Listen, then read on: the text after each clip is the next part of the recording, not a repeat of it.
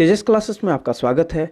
Bihar SSC प्रथम inter स्तरीय मुख्य परीक्षा का आज का ये प्रीवियस ईयर सेट 7 है, यानी जो मॉक टेस्ट 63 है, इसमें हम लोग 90 प्रश्न को देखेंगे। देखिए, यह जो पेपर है सेकेंड सीजीएल जो एग्ज़ाम हुआ था 27/3/2016 का एग्जैक्ट पेपर है। इसका पीडीएफ के लिए आपको क्या करना है, टेलीग्राम चैनल ज्वाइन करना है। यह सुबह 7:30 बजे 101% अपलोड हो जाता है। कभी कभी कुछ टेक्निकल्स फॉल्ट होते हैं जिसकी वजह से 2-4 मिनट आगे पीछे होते रहता है। तो आपको क्या करना है, 7:35 या 7:40 में 101% आके यहाँ पे वॉच कर लिया करना है। अगर 7:30 में आपको मिल जाता है तो बहुत अच्छी बात है। चलिए, इससे पहले हम लोग जो 62 मॉक टेस्ट किए थे उसमें 1 से 20 तक का यूनिक का था, और 21 से 37 तक प्लेटफॉर्म का था, और 38 से 51 तक आपको स्पार्क का था, और 52 से 69 तक किरण का है, जिसमें अभी हम लोग प्रीवियस ईयर सेट देख रहे हैं। चलिए, आपको 2-3 काम करना था। पहला, आप इस 90 में कितना कर पा रहे हैं उसको आप जरूर स्कोर कीजिए। दूसरा, मैं एक बात आपको बता दूं कि इतना छोटा सा समय आपको मिलता है जिसमें आप सोच सकते हैं जीके जीएस के लिए, तो उस समय आपको मिलता है, उसमें आपको खुद से अटेम्प्ट करना है। चलिए, आज का पहला प्रश्न है, पेनिसिलिन की खोज किसने की थी? इसका आंसर जाएगा ऑप्शन 2, अलेक्जेंडर फ्लेमिंग के द्वारा। अगला प्रश्न है, द टीन डूम किस नोबेल पुरस्कार विजेता की कृति है? इसका आंसर जाएगा ऑप्शन 2, गुंटर ग्रास। अगला प्रश्न है, अप्रैल 2015 में भारत ने अपने परमाणु संयंत्रों के लिए यूरेनियम के लिए संधि निम्नलिखित में से किस देश के साथ की? देखिए, एक चीज़ मैं बता दूं, ये 2016 का प्रश्न है, इसलिए 2014 और 15 का क्वेश्चन आपको एक्सपेक्टेड देखने को मिल सकता है। तो ये करंट अफेयर्स का क्वेश्चन है, तो इसमें अगर आपको नहीं आ रहा तो दिमाग नहीं लगाना है। इससे सोचना है कि हमें 2020 में जो एग्ज़ाम देने जाना है तो उसके हिसाब से हम सेम प्रश्न को कैसे करते हैं, तो ये आपको यहाँ पर ध्यान रखना है। इसका आंसर हो जाएगा ऑप्शन 1, कनाडा के द्वारा, और यहाँ पर उतना ध्यान नहीं रखना है। अगला प्रश्न है, निम्नलिखित देशांतरों में से कौन सी रेखा भारत की परमाणिक याम्योत्तर रेखा है? इसका आंसर जाएगा ऑप्शन 3। देखिए, ऊपर नीचे हो गया है, तो 82 डिग्री 30 मिनट ईस्ट। अगला प्रश्न है, भारत में ब्रॉड गेज 2 रेल पटरियों के बीच मानक दूरी क्या रखी जाती है? दो रेल पटरियों के बीच में जो दूरी है उसको उसका डिस्टेंस क्या उसको आपको बताना है। इसका आंसर जाएगा ऑप्शन 3, 1.676 मीटर। अगला प्रश्न है, मिस वर्ल्ड 2015 जो चीन में आयोजित हुए थे, मिरिया लालगुना ने जीता, वे किस देश की है? ये बताना है कि मिरिया लालगुना एक किस देश की है। इसका आंसर जाएगा ऑप्शन 3, स्पेन की वो थी। अगला प्रश्न है, कर्नाटक के श्रवणबेलगोला में अवस्थित गोमतेश्वर की मूर्ति एक प्रमुख जैन धर्म स्थल है। इस मूर्ति की ऊंचाई क्या है? इसका आंसर जाएगा ऑप्शन 4, 57 फीट। अगला प्रश्न है, वी.आर. कृष्णा अय्यर जो दिसंबर 2014 में दिवंगत हुए क्या थे? इसका आंसर जाएगा ऑप्शन 4, प्रख्यात विधि वेता थे। देखिए, मैं यही बोल रहा था कि आपको 2014 का भी प्रश्न पूछ रहा है, इसलिए आपको 2020 में एग्जाम देना है, तो 2019 और 20 दोनों का करंट अफेयर्स आप देखिए, और देखिए कैसे कैसे चीज़ों के बारे में पूछा जाता है, तो आप अवेयर है कि 2019 और 20 को देखिए। प्रीवियस ईयर का मतलब ही यही होता है। अगला प्रश्न है, 14वें वित्त आयोग के अध्यक्ष कौन थे?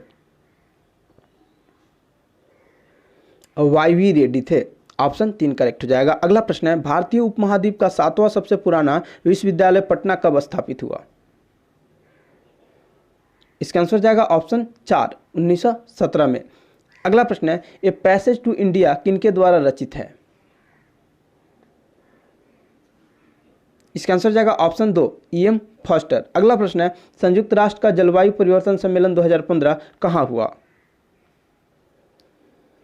तो ये पेरिस में हुआ था। अगला प्रश्न है, among the believers, India a million mutinies तथा इन इंडिया ऑफ डार्कनेस पुस्तक के लेखक कौन है? इसका आंसर जाएगा ऑप्शन 4, V.S. न्यायपाल। अगला प्रश्न है, एंजेलिक कर्बर ने 2016 ऑस्ट्रेलियन ओपन महिला वर्ग का फाइनल सेरेना विलियम्स को हराकर जीता, वे किस देश की निवासी हैं? तो वे जर्मनी की निवासी हैं। अगला प्रश्न है, राजस्थान के बीकानेर में 15 जून 2015 को 50 डिग्री सेल्सियस तापमान दर्ज किया गया, इसको फ़ारेनहाइट में कितना दिखाया जाएगा? चलिए, आप सब जानते हैं एक फार्मूला होता है C/5 बराबर F - 32/9।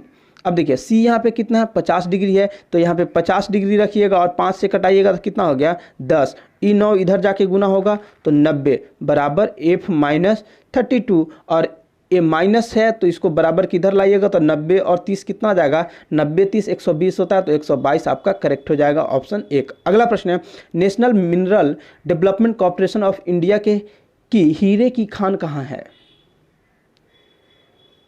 तो ये हीरे के खान है पन्ना में। चलिए अगला प्रश्न है, फिल्म पार्थेर पंचाली किनके द्वारा निर्देशित थी? तो इस फिल्म का आंसर तो अब तक आपको मुंह पे याद हो गया होना चाहिए, क्योंकि मैं 20 बार से ज़्यादा करा चुका हूँ इसको। इसका आंसर हो जाएगा ऑप्शन 2, सत्यजीत राय द्वारा ये निर्देशित फिल्म थी। कल का मॉक टेस्ट नहीं आया था, कुछ लोग जो लोग वन लाइनर्स देखे होंगे उनको रीजन पता चल गया होगा। एक मेरा दोस्त था जो जिसकी तबीयत रात में एकाएक बहुत ज़्यादा ख़राब हो गई, तो उसमें मैं लगे रह गया। तो कल के लिए मेरे दोस्त आप लोगों से हाथ जोड़ के माफ़ी। बाद बाकी इरेगुलर मैं होता नहीं हूँ जब तक कुछ बहुत नहीं प्रॉब्लम होता है, वरना मैं हमेशा रेगुलर सीट देता हूं। चलिए अगला प्रश्न है, अंतर्राष्ट्रीय योग दिवस कब मनाया जाता है? इसका आंसर जाएगा ऑप्शन 3, 21 जून को। अगला प्रश्न है, निम्नलिखित में कौन राजकोषीय नीति का एक घटक नहीं है? देखिए काराधन निधि, सार्वजनिक ऋण नीति और सार्वजनिक व्यय नीति, ये तीनों राजकोषीय नीति का एक घटक है, लेकिन व्यापार नीति इसका घटक नहीं है, ऑप्शन 3 करेक्ट हो जाएगा। अगला प्रश्न है, गंगा की सहायक नदियां जो नीचे वर्णित है कौन उत्तर की ओर प्रवाहित होती है? इसका आंसर हो जाएगा ऑप्शन 3, सोन नदी है जो उत्तर से दक्षिण की ओर प्रवाहित होती है। आपको याद रखना है, ठीक है, आपको 3 चीज याद रखना है। नमस्ते नमस्ते आप ऐसे याद रख सकते हैं, नर्मदा, सोन, तापी, ठीक है। चलिए अगला प्रश्न है, 35वें राष्ट्रीय खेल जिसका प्रतीक चिन्ह ग्रेट हॉर्निवल था कहाँ आयोजित किए गए थे? फिर मैं बोल रहा हूँ ये पुराना करंट अफेयर्स है, इसके ऊपर उतना ध्यान नहीं देना है, लेकिन इससे रिलेटेड न्यू करंट अफेयर्स को छोड़ना भी नहीं है। इसका आंसर हो जाएगा ऑप्शन 1, केरल में आयोजित हुआ था। अगला प्रश्न है, निम्नलिखित में से गलत युग्म को चिन्हित कीजिए। चलिए अगर आप जेम्स वाट देखेंगे तो स्टीम इंजन है तो बिल्कुल करेक्ट है, जेल बियर टेलीविजन ये भी बिल्कुल सही है, एजीवेल ए टेलीफोन ये भी सही है, मैडम क्यूरी डायनामाइट, क्या मैडम क्यूरी डायनामाइट के आविष्कार की थी? नहीं मेरे दोस्त, मैडम क्यूरी ने रेडियोधर्मिता की खोज की थी। ऑप्शन आपका एक ही है वो गलत है, इसलिए मेरा ऑप्शन 1 सही हो जाएगा। अगला प्रश्न है, निम्नांकित में से सूर्योदय सबसे पहले कहाँ होगा? इसका आंसर हो जाएगा ऑप्शन 4, टोक्यो में। अगला प्रश्न है, मशहूर पेंटिंग हंस दंपति के चित्रकार कौन थे?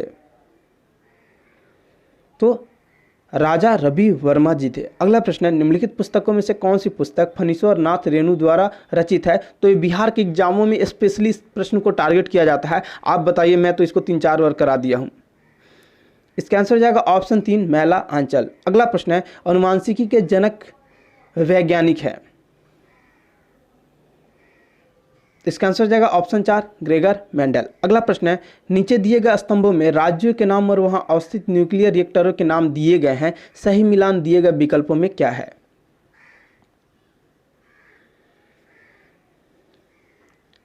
चलिए अगर आपको थोड़ा भी ध्यान हो तो मैंने 1-2 सेट पहले ही बताया था, जो ये उत्तर प्रदेश नरोरा है जो है ये उत्तर प्रदेश में है, ठीक है। इसके बाद उत्तर प्रदेश का बुलंदशहर में है।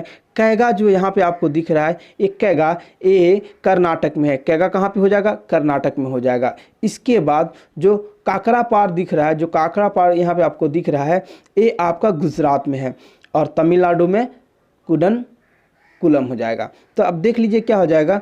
देखिए 1 का 2 4 1 3, 2 4 1 3 किसमें? ऑप्शन 1 करेक्ट हो जाएगा। अगला प्रश्न है, राज्यसभा के संदर्भ में निम्नलिखित में से कौन सा कथन सही नहीं है? चलिए देखते हैं। राज्यसभा एक अस्थायी संस्था है, तो ये तो बिल्कुल सही है। इसके 1/3 सदस्य प्रत्येक 2 वर्ष बाद रिटायर होते हैं, ये भी सही है। 2 साल बाद 1/3 सदस्य रिटायर हो जाते हैं। राज्यसभा का गठन 1958 में हुआ था। नहीं मेरे दोस्त, 1958 में नहीं, 1952 में हुआ था।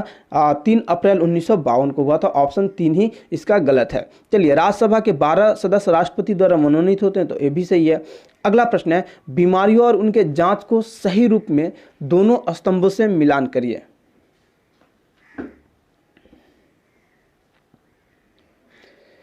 चलिए, आप सब जानते होंगे विडाल टेस्ट किस में होता है? तो ये टाइफाइड में होता है।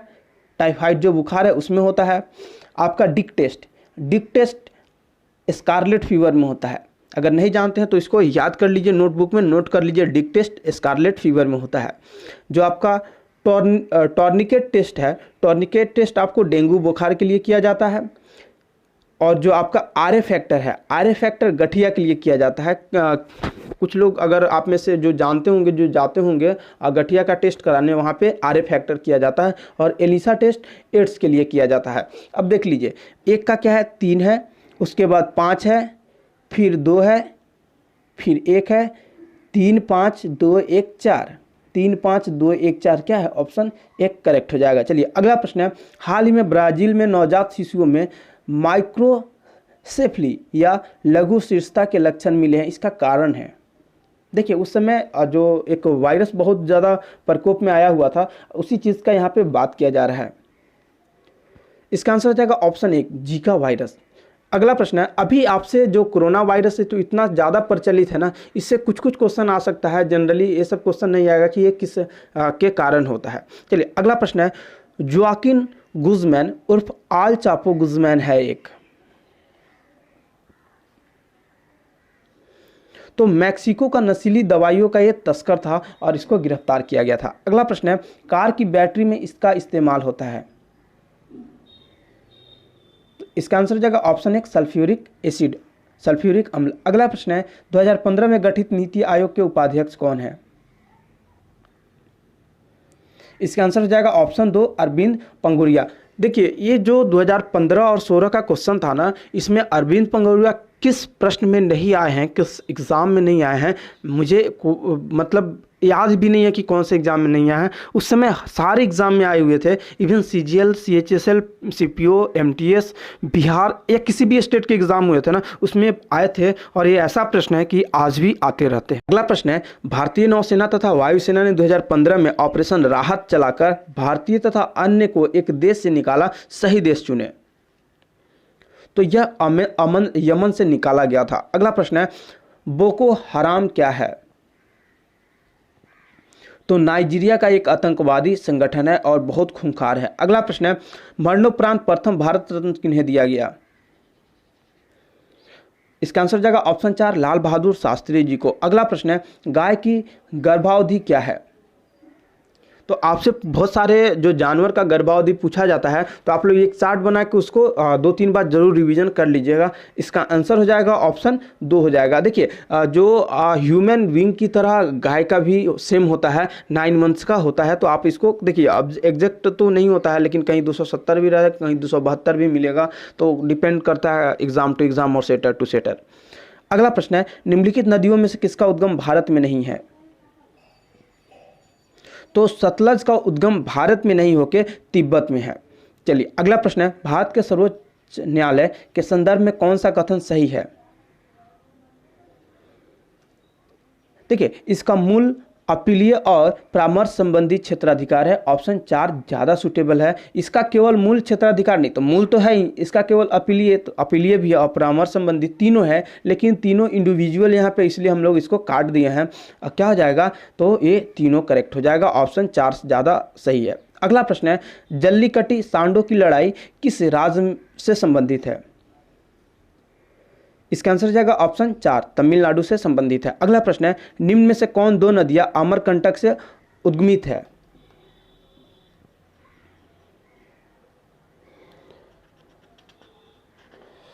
देखिए जो अमरकंटक से है, तो अमरकंटक से 3 नदियां निकलती है, ठीक है, और आपका है सोन, नर्मदा और एक जोहिला, ठीक है। इन तीनों नदियों का उद्गम अमरकंटक में है।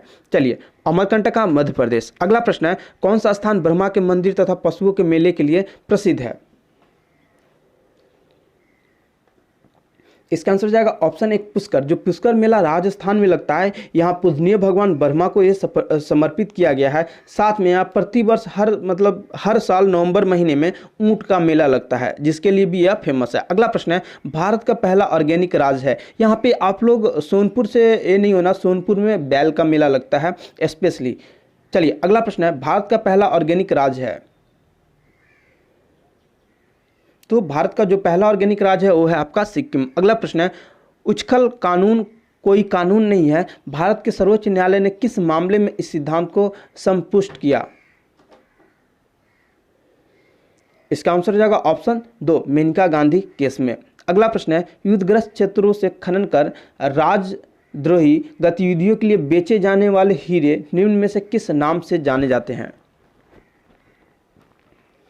इसे ब्लड डायमंड बोलते हैं। ठीक है, ऑप्शन 1 करेक्ट है। अगला प्रश्न है, वोहरा कमेटी रिपोर्ट जो राजनीति के अपराधीकरण की थी, वोहरा कमेटी की द्वारा की गई थी, इसके अध्यक्ष श्री एन वोहरा अभी राज्यपाल हैं। तो ये 2016 का प्रश्न है, तो ऐसा एक्सपेक्टेड है। अभी हाल ही में लालजी टंडन का निधन हुआ है, वो किस राज्य के राज्यपाल थे? आपको जरूर कमेंट करना है। और इसका करेक्ट आंसर हो जाएगा ऑप्शन 1, जम्मू एंड कश्मीर के साथ असम के भी थे। अगला प्रश्न है, शराबबंदी संविधान के किस धारा में निर्देशित है? इसका आंसर हो जाएगा ऑप्शन 1, धारा 47 में निर्मित है। अगला प्रश्न है, फीफा फुटबॉल विश्व कप फुटबॉल का जो था 2018 का कहाँ आयोजित किए जाएंगे, ये आपको बताना था। इसका आंसर हो जाएगा ऑप्शन 2, रूस में। अगला प्रश्न है, दुधारू पशुओं में कैल्शियम की कमी के कारण होता है?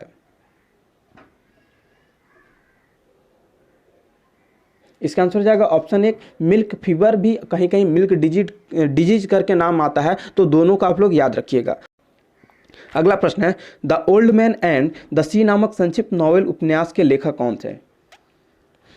इसका आंसर हो जाएगा ऑप्शन 2, अर्नेस्ट हमिंगवे। अगला प्रश्न है, भारतीय संविधान का कौन सा अनुच्छेद राज्यों में संवैधानिक तंत्र के असफल होने की स्थिति में राष्ट्रपति शासन का प्रावधान करता है?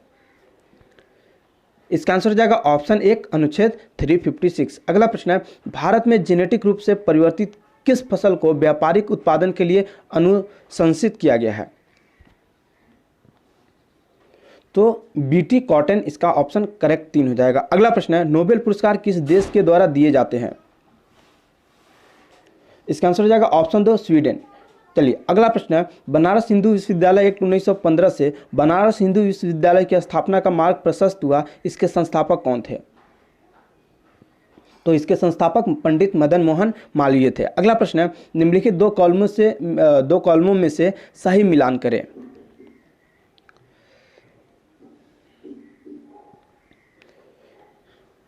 चलिए आप सब जानते हैं बांदीपुर नेशनल पार्क कहाँ पे है, तो एक कर्नाटक में है, यानी 1 का 4 हो जाएगा। दूसरा बुक्सा टाइगर रिजर्व कहाँ पे है, तो ये पश्चिम बंगाल में है, बी का 3 हो गया। माउंट आबू वाइल्ड लाइफ आयर श्रेणी जो ये आपका है, तो माउंट आबू से आपको याद रखना है राजस्थान, माउंट आबू से कोई भी चीज़ करके आएगा तो राजस्थान में हो जाएगा। सी का आपका हो जाएगा 1, और बच गया पेंच नेशनल पार्क, तो पेंच का कहाँ पे हो जाएगा, ये मध्य प्रदेश में हो जाएगा, डी का 2 हो जाएगा। तो 4-3-1-2 किस में है, ऑप्शन 1 करेक्ट है। अगला प्रश्न है, निम्नलिखित में से कौन सा एक भारत का राष्ट्रीय जलीय प्राणी है? इसका आंसर हो जाएगा ऑप्शन 3, गंगा की डॉल्फिन। और कोई आप में से ये बता सकता है इसको कब हम लोग जो भारत का राष्ट्रीय जलीय प्राणी घोषित की हैं उस ईयर को कमेंट कीजिए, बहुत बार एग्जाम में आया हुआ है। अगला प्रश्न है, सूची 1 को सूची 2 से सुमेलित कीजिए तथा नीचे दिए गए कूट से सही उत्तर चुनिए।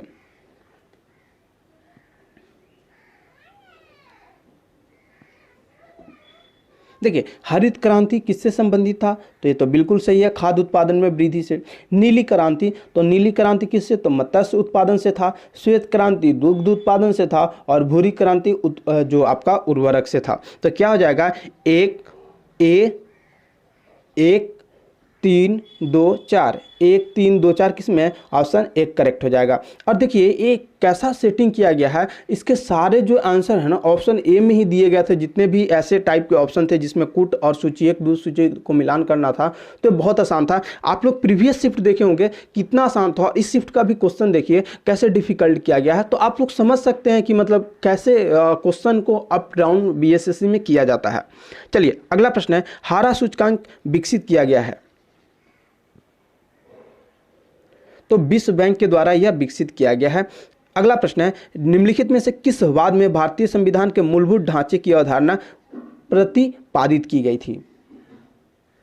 देखिए ये आप सबको पता है, केशवानंद भारती बनाम केरल संघ जो केरल सरकार वाद था, 1973 का उसी में, ठीक है, ये मामला गया था, लेकिन इसमें कहीं नहीं दिया गया है, तो इसलिए क्या हो जाएगा, ऑप्शन 3 करेक्ट हो जाएगा। इसका आप लोग करेक्ट आंसर याद रखिए, केशवानंद भारती बनाम केरल सरकार वाद 1973, ऐसे ही याद रखना है। देखिए इसमें क्या हुआ था, सर्वोच्च न्यायालय में जब मामला गया था ना, तो मूल संरचना का सिद्धांत प्रस्तुत किया गया था। न्यायाधीश उस समय जो थे हंसराज खन्ना थे, इस सिद्धांत को क्या किए थे, दावा करते हुए कहा कि संविधान संवैधानिक सिद्धांतों और मूल्यों की मूल संरचना से युक्त है। ठीक है, संसद की संशोधित शक्तियों को सीमित करने के लिए इस सिद्धांत का प्रयोग किया गया, ताकि संविधान के अंतर्गत संसद की निर्वाचक शक्ति का प्रयोग करते हुए संविधान के मूल नियम की मौलिक संरचना में संशोधन ना किया जा सके। इसीलिए केशवानंद भारती बनाम केरल सरकार जो संघवाद था वो आया गया था। अगला प्रश्न है, संविधान सभा के संवैधानिक सलाहकार थे। इसका आंसर जाएगा ऑप्शन 4 BN राव। आप सबको जानते हैं BN राव, लेकिन बोनेगल नरसिंह राव इनका पूरा नाम है। अगला प्रश्न है, निम्नलिखित में से कौन सी एक समिति ने नागरिकों के मूल कर्तव्य को 1976 में सम्मिलित करने की अनुशंसा की? इसका आंसर हो जाएगा ऑप्शन 2 स्वर्ण सिंह समिति के द्वारा। अगला प्रश्न है, सर्वोच्च न्यायालय का न्यायाधीश अपना पद त्याग कर सकता है पत्र लिखकर। इसका किसको पत्र लिखेंगे हो, तो राष्ट्रपति महोदय को लिखेंगे और त्याग कर सकते हैं। अगला प्रश्न है, निर्वाचन आयुक्त को पद से हटाया जा सकता है।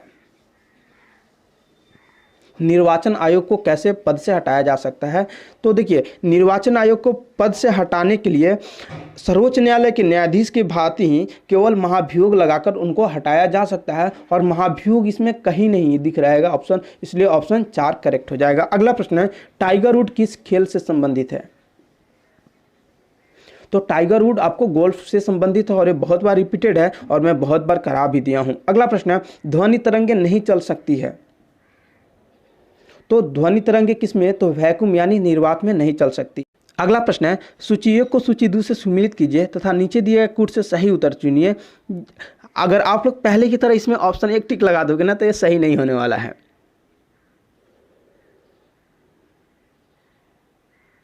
चलिए एड्रेनालिन, एक किस्सा है, तो एड्रेनालिन का जो संबंध है गुस्सा और डर से, ठीक है, दबाव क्रोध भय ये सब चीज़ से इसका संबंध है।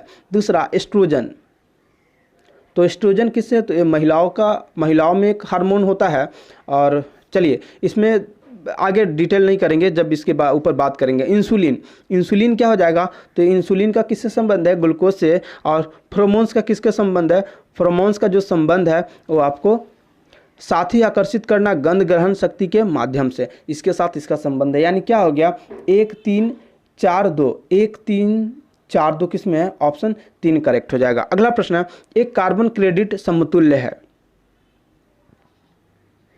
कितना, ऑप्शन 3 करेक्ट है, 1000 किग्रा CO2 के। अगला प्रश्न है, निम्नलिखित में से कौन सा तत्व सोलर सेल में उपयोग किया जाता है?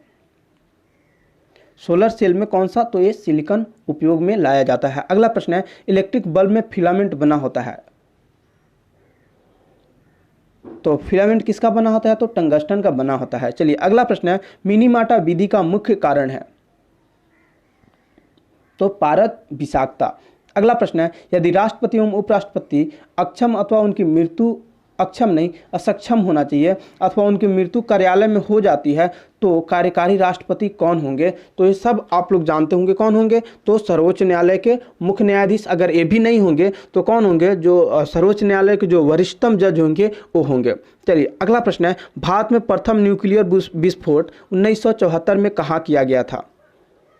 तो ये भी मैं, देखिए अब मैं इससे पहले जितने भी इसके प्रश्न है ना, मैंने लगभग सबको करा दिया है। कोई एक आध प्रश्न होगा जिसको मैं नहीं कराया हूँगा। तो आप सबको याद है पोखरण में कब, 18 मई 1974 को। पोखरण कहाँ है, तो ये राजस्थान का जैसलमेर जिला में एक जगह है।